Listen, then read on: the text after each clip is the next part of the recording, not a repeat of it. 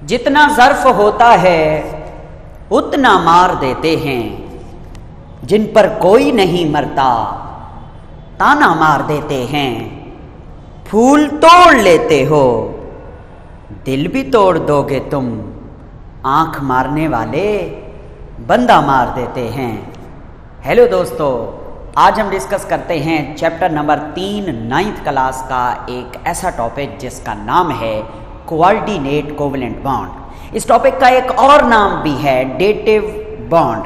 और मेरी बात सुने, हमने कोवेलेंट बॉन्ड को पढ़ा जिसमें म्यूचुअल शेयरिंग ऑफ इलेक्ट्रॉन होती है। एक एटम अपना इलेक्ट्रॉन इधर से शेयर करता है और दूसरा एटम अपना इलेक्ट्रॉन इधर से शेयर करता है, दरमियान में म्यूचुअल शेयरिंग से कोवेलेंट बॉन्ड बनता है। और हमने इनकी टाइप्स पढ़ी, single, double and triple covalent bond. उसके बाद हमने इनकी और टाइप पढ़ी, polar and non polar covalent bond. और आज हम जो बॉन्ड पढ़ रहे हैं वो भी कोवेलेंट बॉन्ड की एक टाइप ही है जिसका नाम है कोऑर्डिनेट कोवेलेंट बॉन्ड। तो कोऑर्डिनेट कोवेलेंट बॉन्ड और कोवेलेंट बॉन्ड में क्या फ़र्क है? सिंपल जो प्लेन कोवेलेंट बॉन्ड होता है उसमें दोनों एटम अपना अपना इलेक्ट्रॉन शेयर करते हैं, मगर कोऑर्डिनेट कोवेलेंट बॉन्ड में दोनों एटम अपना अपना इलेक्ट्रॉन शेयर नहीं करते, बल्कि दोनों में से कोई एक एटम होता है जो दोनों इलेक्ट्रॉन बॉन्ड के अंदर डाल देता है, बॉन्ड के अंदर इंसर्ट करता है, डोनेट करता है। वही मैं समझाने के लिए आज हाजिर हुआ हूँ। मैंने सबसे पहले आपके सामने डेफिनेशन लिखी है। डेफिनेशन है a type of covalent bond in which shared electron pair is donated by only one atom is called coordinate covalent bond। कोई एक एटम अपना इलेक्ट्रॉन का पेयर डोनेट करेगा। मैं समझाऊंगा, बात समझ आ जाएगी प्यारे बेटे। ये हमारे पास BF3 है जिसे बोरान ट्राइफ्लोराइड कहते हैं। बोरान ट्राइफ्लोराइड में बोरान सेंटर में है और 3 फ्लोरीन उसके साथ सिंगल बॉन्ड के जरिए जुड़े हुए हैं। ये जो बोरान है इसके आखिरी शेल में इस वक्त इस कंपाउंड के अंदर 6 इलेक्ट्रॉन हैं, 2, 4 और ये 6।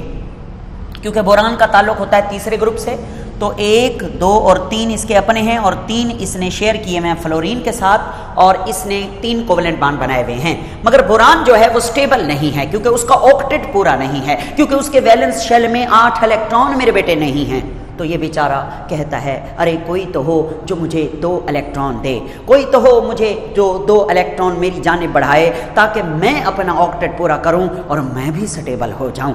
मेरी भी ख्वाहिश है कि मुझे भी सुकून मिल जाए। तो ये अमोनिया, इसमें मौजूद नाइट्रोजन कहता है कि मैं तुम्हारी सहायता पूरी करता हूँ, परेशान होने वाली बात ही कोई नहीं।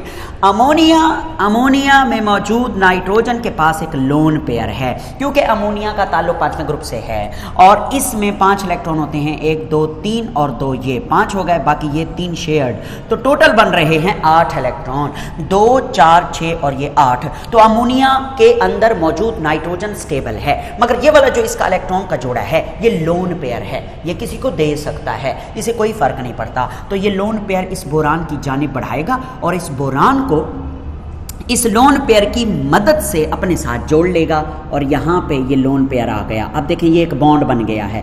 अब ये जो बॉन्ड है इसमें इलेक्ट्रॉन शेयर हुए हैं, मगर इसमें दोनों इलेक्ट्रॉन किसने शेयर किए हैं? नाइट्रोजन ने शेयर किए हैं दोनों इलेक्ट्रॉन। तो this bond is called as coordinate covalent bond. आप इसको सिंपल कोवेलेंट नहीं कहेंगे बल्कि कोऑर्डिनेट कोवेलेंट बॉन्ड कहेंगे। और कोऑर्डिनेट कोवेलेंट बॉन्ड को जाहिर करने के लिए सिंपल लाइन की बजाय हम तीर लगा देते हैं, एरो, ठीक है, जिसकी ये टेल है और ये हेड है, ठीक है, ये बन गया। अब जरा समझना, अब ये इलेक्ट्रॉन दरमियान में आए हुए हैं, ये इलेक्ट्रॉन इस नाइट्रोजन को भी स्टेबल कर रहे हैं मेरे बेटे, इस बोरान को भी स्टेबल कर रहे हैं। कैसे? 2, 4, 6, 8, 2, 4, 6, 8, वो भी स्टेबल है, वो भी स्टेबल है, दोनों स्टेबल हैं। कुछ लोग कहते हैं कि भाई नाइट्रोजन ने अपना इलेक्ट्रॉन का जोड़ा दे दिया बोरान को, भी जा जा तू ले जा। भाई ऐसा नहीं है, अरे नाइट्रोजन ने लोन पेयर को दरमियान में ले आया है, शेयर किया है, बोरान को अपने साथ जोड़ लिया है इसकी मदद से। तो ये इलेक्ट्रॉन का जोड़ा जो है ये सेंटर में है और इसकी मदद से नाइट्रोजन और बोरान आपस में जुड़े हुए हैं। और ये जो चीज़ बन गई है इसको हम ना स्क्वायर ब्रैकेट में बंद कर दिया करते हैं क्योंकि हम इसे कॉम्प्लेक्स कंपाउंड भी कहते हैं और हम इसको एडक्ट का नाम भी देते हैं। एक और बात सुनिए, यहां पर ये जो चीज है जिसने इलेक्ट्रॉन का पेयर दिया है बॉन्ड के अंदर उसे बोलते हैं डोनर, देने वाला, और जिसने लिया है उसे बोलते हैं एक्सेप्टर। एक्सेप्टर, ठीक है। बोरान ट्राइफ्लोराइड जो है वो एक्सेप्टर है, अमोनिया जो है वो डोनर है। इसके अलावा इसका एक और नाम भी है, इलेक्ट्रॉन पेयर देने वाले को लीविस बेस भी कहते हैं, ओके। और इलेक्ट्रॉन पेयर लेने वाले को लीविस एसिड का नाम भी दिया जाता है। Is that clear?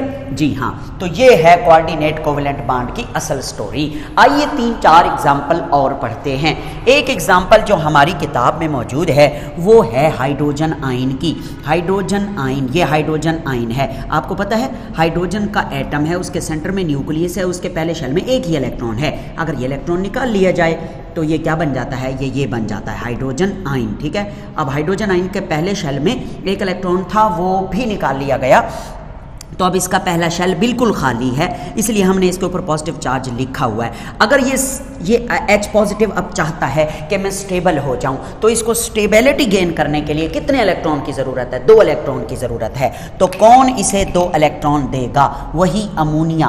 Ammonia N, ये 3 बॉन्ड इधर हैं और ये एक लोन पेयर है। इसी लोन पेयर को इसकी जानिब बढ़ाया जाएगा और इस लोन पेयर की मदद से ये H पॉजिटिव इस N के साथ जुड़ जाएगा, इसके साथ ये बॉन्ड बना लेगा, इसका हिस्सा बन जाएगा, इसके साथ यकजां हो जाएगा और ये बनेगा NNH4 और इसके ऊपर आ जाएगा पॉजिटिव चार्ज। इसे बोलते हैं अमोनियम आयन। और अगर आप इसे खोल के लिखना चाहते हैं तो यहाँ पे तीर लगा दें, इधर H लिखें, इधर भी H, इधर भी H और इधर भी H, ठीक है। ये अमोनियम आयन है। ओवरऑल ब्रैकेट में लिख के यहाँ पे पॉजिटिव साइन लगा देते हैं। अब बच्चे कहते हैं सर ये पॉजिटिव साइन यहाँ पे क्यों लगाया है? देखिए मेरी बात सुने, मैं बताता हूँ। ये नाइट्रोजन है ना, नाइट्रोजन, तो इस नाइट्रोजन ने कितने बॉन्ड बनाए हुए हैं? 3 बॉन्ड बनाए हुए हैं। अब नाइट्रोजन मैक्सिमम 3 बॉन्ड बना सकता है। अगर कोई भी एटम अपनी विलेंसी से यानी अपने बॉन्ड बनाने की एबिलिटी से एक बॉन्ड ज़्यादा बनाएगा तो उसके ऊपर पॉजिटिव चार्ज आएगा। ये पॉजिटिव चार्ज जो यहाँ पे मैंने दिखाया है ये बेसिकली नाइट्रोजन के ऊपर पॉजिटिव चार्ज है। इसका पॉजिटिव चार्ज तो ख़त्म हो गया, इसका पॉजिटिव चार्ज तो खत्म हो गया, नाइट्रोजन के ऊपर पॉजिटिव चार्ज आएगा। जो भी लोन पेयर अपना शेयर करेगा देगा उसके ऊपर पॉजिटिव चार्ज आएगा। इसको फॉर्मल चार्ज भी कहते होते हैं। इस केस में हमने नहीं दिखाया पॉजिटिव चार्ज, मगर इस केस में भी यहाँ पर पॉजिटिव चार्ज है और यहाँ पर नेगेटिव चार्ज है, मगर हमारी बुक वाले ने ये नहीं दिखाया, ठीक है। अच्छा, एक बात और बच्चे पूछते हैं, सर जी अगर आप बोरान पे नेगेटिव चार्ज लगा रहे हैं तो इस H पे नेगेटिव चार्ज यहाँ पे क्यों नहीं लगाया? क्योंकि इस बेचारे के पास तो पहले ही पॉजिटिव चार्ज था, इसके पास तो पहले ही इलेक्ट्रॉन बहुत कम थे, इसलिए इसको जब लोन पेयर शेयर हुआ तो इसका ये पॉजिटिव चार्ज खत्म हो गया। अब मजीद दोबारा इसके ऊपर आप नेगेटिव चार्ज नहीं लगा सकते। ज़्यादा डिटेल में जाने की ज़रूरत नहीं है। एक और एग्जांपल पढ़ते हैं। पानी, वाटर में 2 लोन पेयर होते हैं ऑक्सीजन के ऊपर। ये हाइड्रोजन आयन है, ये ऑक्सीजन अपना लोन पेयर इसकी जानिब बढ़ाएगा और ऑक्सीजन के लोन पेयर की मदद से जो है ये इसके साथ जुड़ जाएगा और यहाँ पे आप लगाएं आपकी मर्ज़ी, और अगर आप इसको नहीं लिखते तो इसको ब्रैकेट में क्लोज करें और ओवरऑल पॉजिटिव चार्ज लगाएं, और इसे अगर क्लोज करके लिखना चाहते हैं तो ये H3O पॉजिटिव आएगा। इसको बोलते हैं hydronium ion, hydronium ion. Okay sir ji, समझ आ गई है। आइए 2 एग्जाम्पल और पढ़ते हैं। एक है, अगर आप ले लेना HCl, हाइड्रोक्लोरिक एसिड, या इसे हाइड्रोजन क्लोराइड गैस कहेंगे हमारी इस एग्जाम्पल के केस में, और इसका रिएक्शन कराएं अमोनिया के साथ, NH3 के साथ, तो कैसा रिएक्शन होगा? देखिए मेरे बेटे, होगा ये, आपको पढ़ाया है पोलर नॉन पोलर। क्लोरीन की इलेक्ट्रोनेगेटिविटी ज़्यादा है जिसकी वजह से क्लोरीन के ऊपर पार्शियल नेगेटिव चार्ज आएगा और हाइड्रोजन के ऊपर पार्शियल पॉजिटिव चार्ज आएगा। ये इलेक्ट्रॉन का जोड़ा किसके करीब होगा? क्लोरीन के करीब होगा। अच्छा, अब ये अमोनिया का लोन पेयर इस पे अटैक करेगा। क्यों? क्योंकि इलेक्ट्रॉन पे होते हैं नेगेटिव चार्ज, तो ये इस पर अटैक करेगा। इस H को कहेगा तुम मेरे पास आ जाओ, मैं तुम्हारे साथ कोऑर्डिनेट कोवेलेंट बॉन्ड बनाता हूँ। और ये दोनों इलेक्ट्रॉन, एक तो क्लोरीन का अपना है, दूसरा हाइड्रोजन का है ये वाला, ये इस क्लोरीन को दे दो ताकि क्लोरीन पे कौन सा आ जाए? चार्ज पक्का नेगेटिव आ जाए।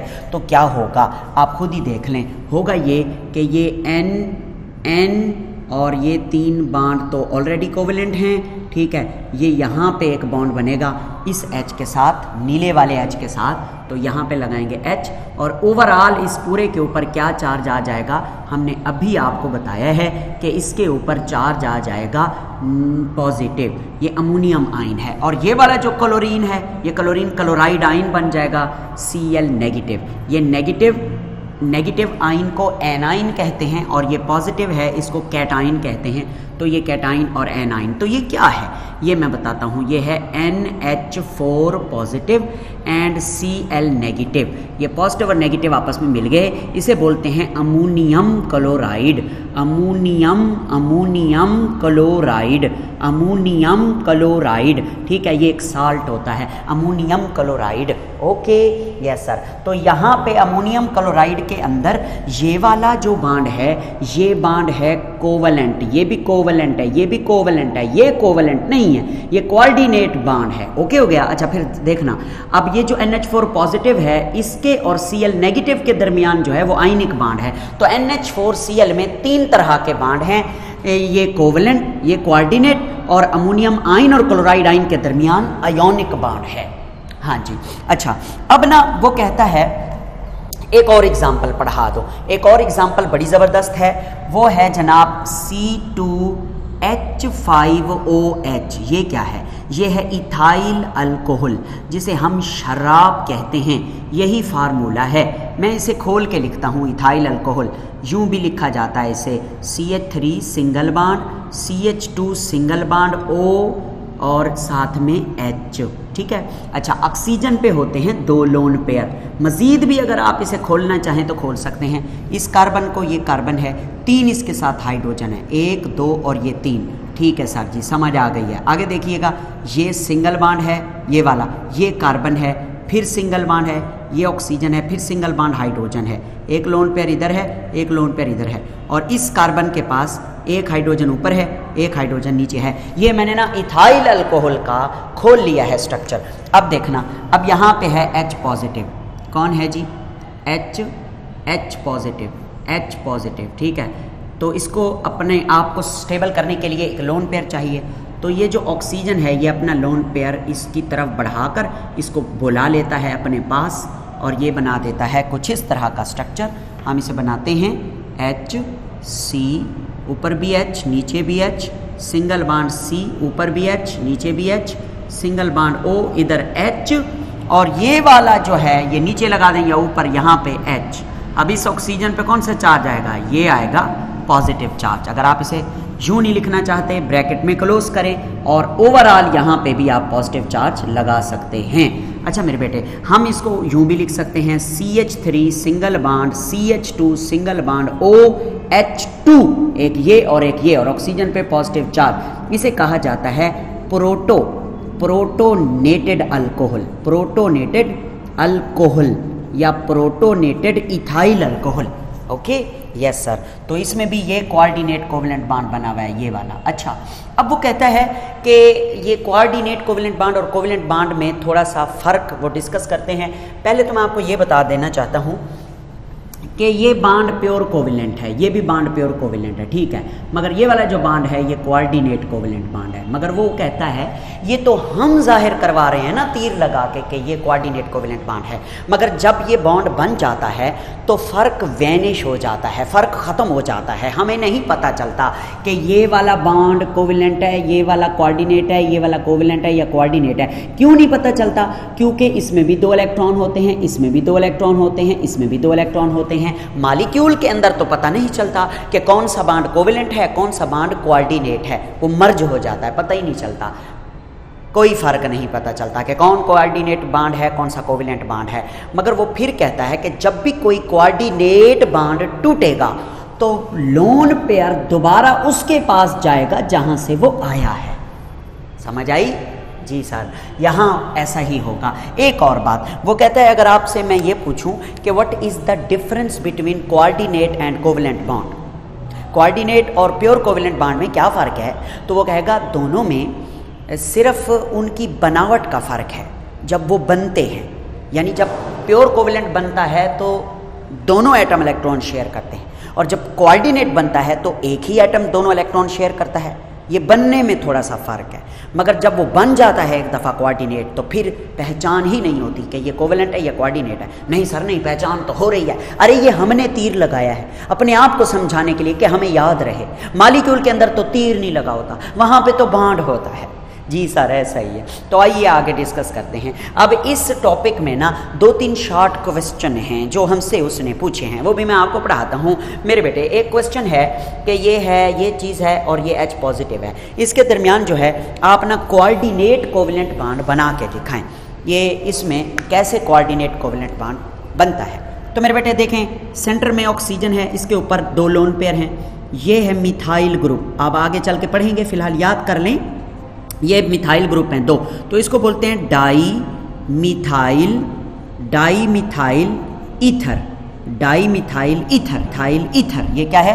Di methyl ether. और ये H पॉजिटिव है, तो ये अपना लोन पेयर इसको देगा और ये इसके साथ क्या बना लेगा? कोऑर्डिनेट कोवेलेंट बॉन्ड CH3, ठीक है, सिंगल बॉन्ड ऑक्सीजन CH3, और यहाँ पे बनेगा एरो लगा के H के साथ कोऑर्डिनेट कोवेलेंट बॉन्ड। और मैं इधर पॉजिटिव लगा देता हूँ, पॉजिटिव भी लगा सकता हूँ, या मैं इसको जो है ब्रैकेट में क्लोज करके उसकी टॉप पे भी पॉजिटिव चार्ज लगा सकता हूँ। अच्छा, नेक्स्ट क्वेश्चन क्या है? नेक्स्ट क्वेश्चन है कि BF3 और AlCl3 में कैसे कोऑर्डिनेट कोवेलेंट बॉन्ड बनता है। देखें, ये आपस में तो कभी कोऑर्डिनेट कोवेलेंट बना ही नहीं सकते। क्यों नहीं बना सकते? क्योंकि BF3 भी इलेक्ट्रॉन डेफिशिएंट है और AlCl3 भी क्या है? इलेक्ट्रॉन डेफिशिएंट है। तो ये दोनों इलेक्ट्रॉन के एक्सेप्टर हैं, इनमें कोई डोनर नहीं है। अगर इन दोनों में से कोई एक डोनर होता और दूसरा एक्सेप्टर होता तो फिर इनके दरमियान कोऑर्डिनेट कोवेलेंट बॉन्ड बन पाता आपस में।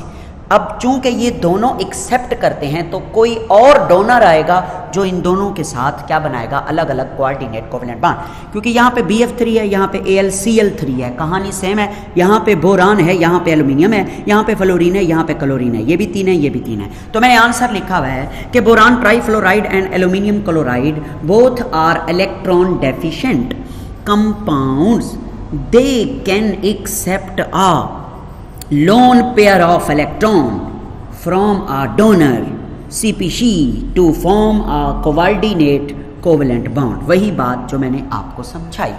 नेक्स्ट देखते हैं, एक और क्वेश्चन है कि कौन से ऐसे कंपाउंड हैं जो कोऑर्डिनेट कोवेलेंट बॉन्ड नहीं बना सकते।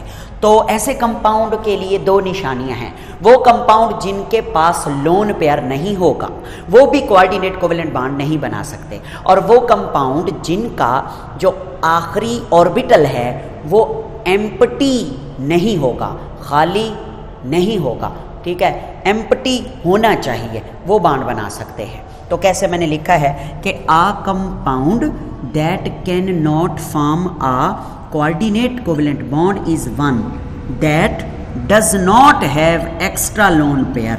जिसके पास extra lone pair of electron नहीं है वो कोऑर्डिनेट कोवेलेंट बॉन्ड नहीं बना सकता, ठीक है। टू डोनेट करने के लिए, or an empty orbital to accept electron को कबूल करने के लिए खाली ऑर्बिटल नहीं है तो वो भी कोऑर्डिनेट कोवेलेंट बॉन्ड बना नहीं सकता। तो कोऑर्डिनेट कोवेलेंट बॉन्ड बनाने के लिए शर्त है या तो देने वाले के पास लोन पेयर हो या फिर लेने वाले के पास एम्प्टी ऑर्बिटल हो, खाली जगह हो जहाँ पे इलेक्ट्रॉन समा सकें। जैसे बोरान के पास 2 इलेक्ट्रॉन नहीं है, खाली जगह है जी। और मीथेन इसकी मिसाल है, CH4 है ना, methane, carbon single bond hydrogen single bond hydrogen. ये देखें, कार्बन के 4 बॉन्ड पूरे हैं, कार्बन के मतलब ऑक्टेट पूरा है 2 4 6 8, तो कार्बन के पास कोई लोन पेयर नहीं है और उसका ऑक्टेट भी पूरा है, वो स्टेबल है, तो ये ना तो इलेक्ट्रॉन पेयर दे सकता है ना ले सकता है। तो जो ले और दे नहीं सकता वो कोऑर्डिनेट कोवेलेंट बॉन्ड भी नहीं बना सकता। तो ये था आज का हमारा टॉपिक जो हमने डिस्कस किया कोऑर्डिनेट कोवेलेंट बॉन्ड के हवाले से। Thank you very much.